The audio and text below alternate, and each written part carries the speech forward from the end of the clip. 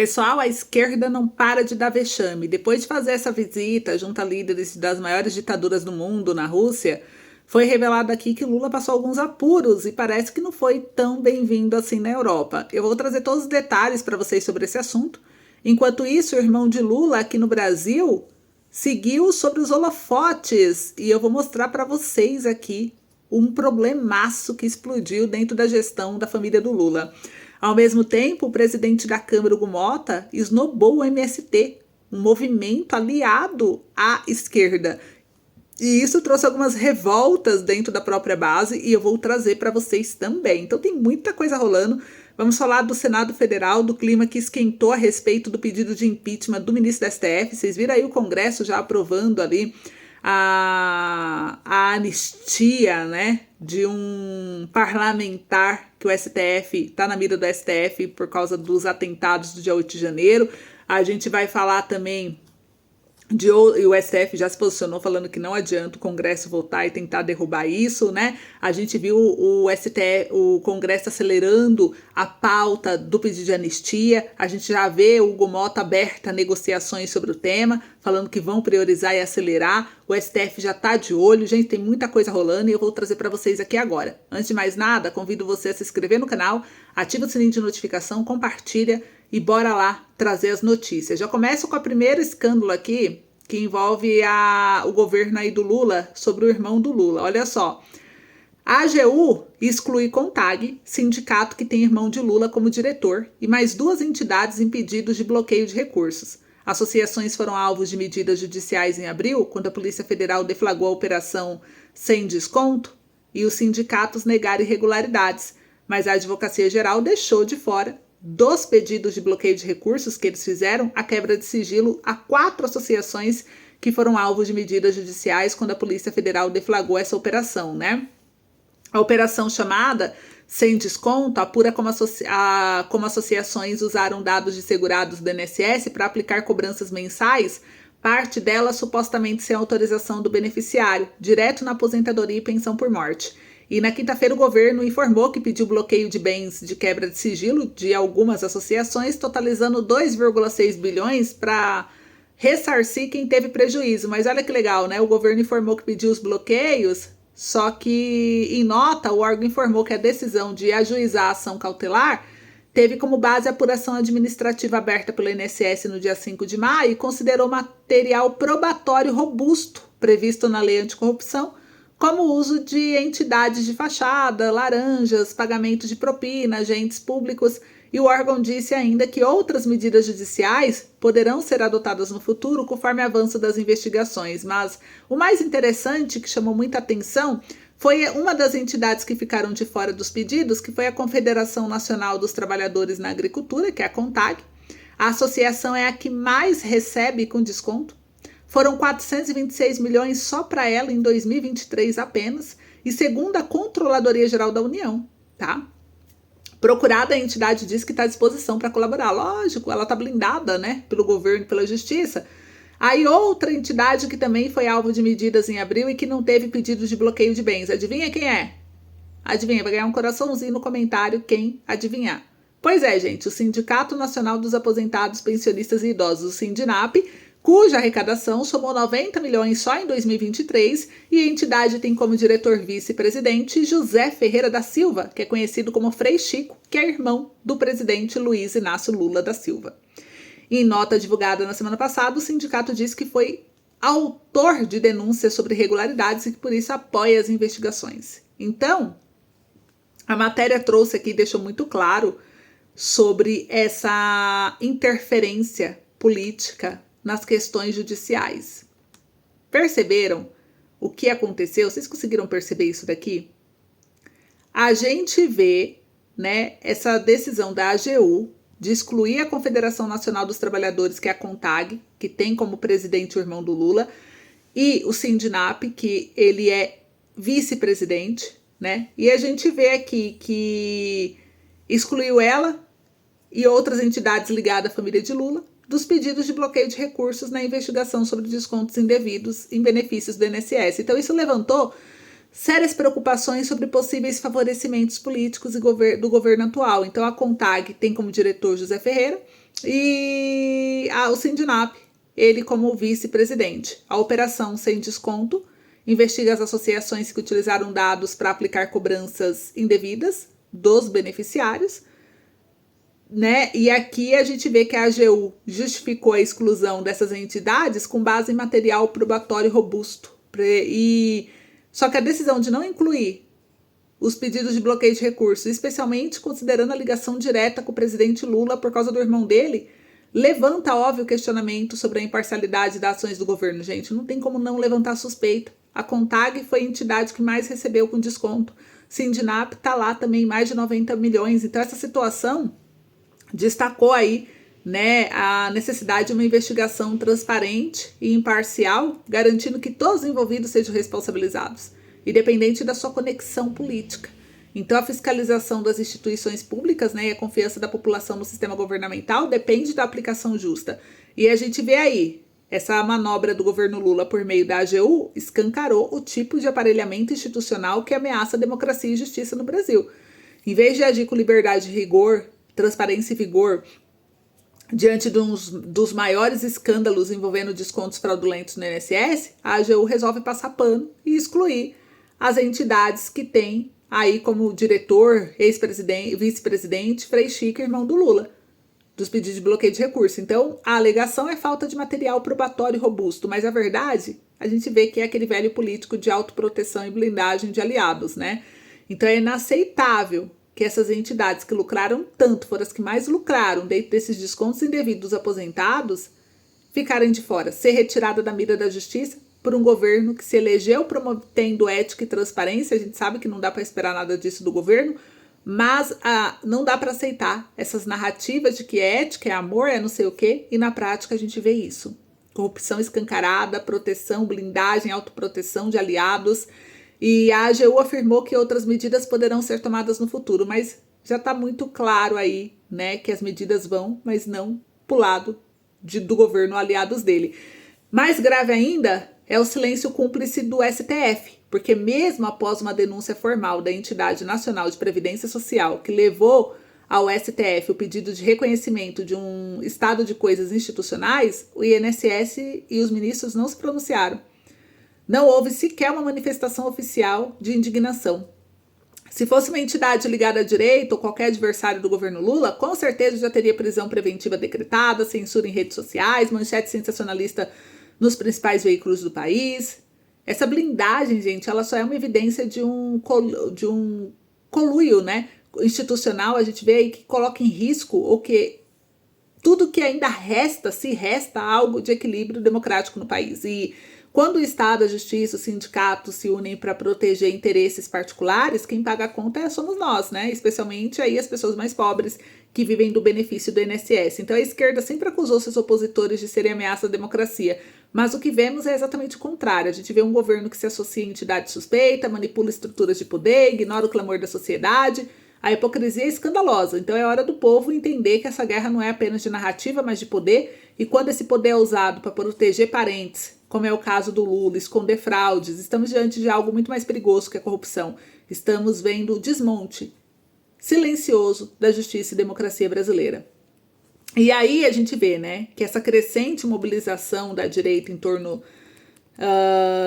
do impeachment do ministro Alexandre de Moraes, do STF, reflete aí uma estratégia política que visa reequilibrar os poderes da República e restaurar a confiança das instituições democráticas, porque não dá para assistir tudo de braço cruzado. Então o Congresso já começa a se mover. Saiu aqui no jornal também que com as eleições de 2026 no horizonte, os líderes conservadores veem a conquista de uma maioria no Senado como um passo fundamental para viabilizar esse processo. E por que o impeachment de Moraes está em pauta, né?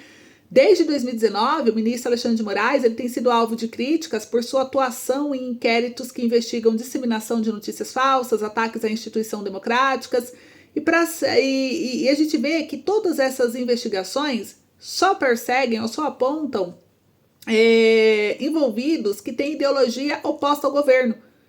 Quando a gente vê os aliados do governo cometendo os mesmos delitos, eles não são investigados, eles não são tratados com o mesmo rigor, né? Então a gente percebe que há algo estranho acontecendo. E para os setores da direita, essas decisões são vistas como excessivas e politicamente motivadas, levando preocupações sobre imparcialidade e limites do poder judicial também. Está tendo muita interferência dentro do STF, né? E a Constituição Federal, em seu artigo 52, inciso 2º, estabelece que compete ao Senado Federal julgar os ministros do STF por crimes de responsabilidade. Só que, no entanto, os pedidos de impeachment apresentados não avançaram, em parte devido à composição atual do Senado. Então, qual que é a estratégia da direita para 2026? Eles estão focados em ampliar a sua representação no Senado nas eleições de 2026, porque o objetivo é alcançar 2/3 necessários para aprovar o impeachment de ministro do STF. Partidos como PL, União Brasil, PP já estão articulando candidaturas em diversos estados para atingir essa meta. E a eleição de senadores alinhados com essa pauta permitiria não apenas a abertura de processos de impeachment, mas também a implementação de reformas que visam limitar o ativismo judicial e fortalecer a separação dos poderes. E as vantagens, né, enxergando as vantagens de um possível impeachment para o Moraes ou para algum dos ministros, seria o reequilíbrio entre os poderes, porque o impeachment bem sucedido poderia servir como um marco para reafirmar os limites constitucionais de cada poder, evitando interferências indevidas, né? Também traz uma vantagem de fortalecimento da democracia, porque ao responsabilizar autoridades como ministros do STF, que às vezes dá a impressão que eles estão acima da lei, né? Quando responsabiliza eles por possíveis excessos, o processo reforça a ideia de que todos estão sujeitos à lei, ninguém está acima da lei, independente do cargo que ocupa. Também traz aí a restauração de confiança pública, porque demonstrar que há mecanismo eficaz de controle e responsabilização pode aumentar a confiança de nós, população, nas instituições democráticas. Só que, embora a estratégia da direita esteja em curso, igual está mostrando aqui a mídia, há desafios significativos, né? A obtenção de maioria comprometida no Senado é uma tarefa complexa e o processo do impeachment de um ministro não requer apenas voto, mas também um ambiente político favorável. Além disso, é essencial que qualquer ação nesse sentido seja conduzido com transparência, com base em evidências concretas e dentro das disposições legais para evitar acusação de perseguição política. Em resumo, o movimento em direção ao impeachment do ministro do STF ou do Alexandre de Moraes é parte de uma estratégia mais ampla da direita brasileira para reconfigurar o equilíbrio de poderes e fortalecer os princípios democráticos. Então, o sucesso dessa empreitada dependerá muito da capacidade de mobilização política, então eles vão ter que trabalhar muito em cima disso, e também do compromisso com o processo legal. Então, vamos acompanhar aí, né? E enquanto isso, a gente vê Lula passando apuros nessa viagem que ele fez para a Rússia, né? A decisão da Estônia de proibir voo do avião presidencial brasileiro ou qualquer outro voo com destino, né, à Rússia para a comemoração do Dia da Vitória em 9 de maio foi inserida em um contexto geopolítico sensível. O Ministério das Relações Exteriores da Estônia declarou que o uso do espaço aéreo estoniano para voar para Moscou por causa do desfile que aconteceu ontem, 9 de maio, seria excluído. Enfatizou que o país não apoiou e nem pretende apoiar eventos de forma alguma. Então, além da Estônia, outros países bálticos, como Letônia, Lituânia, também negaram permissão para que aeronaves de autoridades estrangeiras sobrevoassem seus territórios com destino à Rússia para o mesmo evento. Então, essas ações refletem a posição crítica entre países em relação à guerra da Ucrânia e aos eventos que consideram como propaganda do Kremlin. A recusa em conceder autorização de sobrevoo comprovada aqui, né, a necessidade de alterações nas rotas das aeronaves envolvidas, incluindo a que transportava a primeira-dama brasileira Janja, né? A Força Aérea Brasileira precisou ajustar o plano de voo, optando por uma rota alternativa que incluía a Finlândia, após as negativas dos países bálticos. Então a gente vê que essa situação evidencia as complexidades das relações internacionais em tempos de conflito e destaques com decisões diplomáticas que podem impactar diretamente eventos sociais, logística de viagens de chefe de Estado e até o Brasil futuramente, porque os países estão de olho. Quem é que foi para esse evento? Só países que apoiam a ditadura, né, que são acusados de ditadura. Então, assim, o mercado tá vendo. Então, essa proibição de sobrevoar a área deles é apenas uma das situações, dos obstáculos que o Brasil ainda tá para enfrentar. E aí, para piorar tudo, ver pro Brasil, né, que o Lula não tá bem na fita, a gente viu aí que saiu aqui no jornal Metrópolis, vou ler um trecho da matéria, a ausência do Hugo Mota no evento do MST. Saiu aqui, ó, pressionado por anistia, Mota falta reunião com deputados no MST. O presidente da Câmara dos Deputados, Hugo Mota, ele havia confirmado presença em feira do MST em São Paulo, mas faltou no café da manhã com os parlamentares, e isso gerou uma série de questionamentos. Então, a ausência do presidente da Câmara dos Deputados, Hugo Mota, no café da manhã, promovido pelo Movimento dos Trabalhadores Rurais Sem Terra, que é conhecido como MST, durante a Quinta-feira Nacional da Reforma Agrária em São Paulo, gerou debates sobre as relações entre o Legislativo e os movimentos sociais. Inicialmente, Mota havia sinalizado as possibilidades de comparecer ao evento, que seria inédito para um presidente da Câmara. No entanto, ele não compareceu à reunião com parlamentares da base governamental, e a ausência do Mota foi interpretada de diferentes maneiras, segundo a mídia. Por um lado, sua não participação pode ser vista como uma tentativa de manter uma postura institucional mais equilibrada, excluindo associações diretas com movimentos que possuem posições políticas específicas, né? E por outro lado, a ausência pode ser percebida como uma oportunidade perdida de diálogo com os setores da sociedade. Mas é importante lembrar que aqui mostra, né, também é um sinal claro de desgaste da imagem do governo Lula e de sua relação com os setores da sociedade, que, apesar de aliados históricos, começa a cobrar resultados concretos. Então, essa ausência do Mota, embora criticada por militantes, escancarou uma verdade que ninguém pode negar. O Brasil não aceita mais política de tomar lá da cá travestida de luta social. O governo Lula, que tanto se vendeu como retorno do amor, do diálogo, tem se alinhado de forma cada vez mais explícita a movimentos como o MST, conhecido por suas invasões de propriedades privadas, destruição de trabalhos produtivos, confronto constante com o agronegócio. Então, a tentativa do MST de institucionalizar sua influência como um encontro inédito com o presidente da Câmara revela o apetite da esquerda por aparelhar todos os espaços do poder, inclusive o legislativo, que deveria representar o equilíbrio entre os interesses da sociedade. Então, ao recusar o convite, né, ao não comparecer no café da manhã, o Hugo Mota se posicionou politicamente, ainda que de forma discreta, contra essa tentativa de legitimizar institucionalmente um movimento com histórico de ações questionáveis e ilegais. Então, o recado é claro, né? Nem todos no Congresso aceitam servir de palco para teatro ideológico do PT e dos seus satélites, não. Mais do que isso, né? A ausência de Mota expôs aí o desgaste dentro da própria base governamental. Deputados do PT e de partidos aliados cobraram a presença, cobraram o protagonismo do legislativo em um evento que mais parecia um palanque de campanha disfarçado de feira social. Enquanto isso, o MST reclamou que o governo não atendeu suas demandas, evidenciando o velho vínculo da esquerda de usar movimentos sociais como massa de manobra e abandoná-los depois do uso eleitoral. Então, a crítica do governo Lula se faz especial juntamente nesse ponto, a incoerência entre o discurso de inclusão e os métodos de controle político. Quando o movimento aliado como o MST começa a demonstrar insatisfação, é sinal de que a retórica progressista já não sustenta as promessas feitas. E se até Hugo Mota, com histórico de alinhamento institucional, se recusou a legitimizar a farsa, porque o Brasil já começa a dizer basta, né? Então esse episódio revela também que nem toda a pauta dita popular é de fato popular. Porque a população que trabalha, produz, paga imposto, não vê com bons olhos um governo que, em vez de promover segurança jurídica e o desenvolvimento, flerta com movimentos que pregam confronto, ocupação ilegal, caos como forma de ação política. Então a ausência do Hugo pode ter sido também estratégica, né? Porque vê que a sociedade, o governo já está perdendo popularidade. Aí vai apoiar o MST, que já não é visto com bons olhos por grande maioria.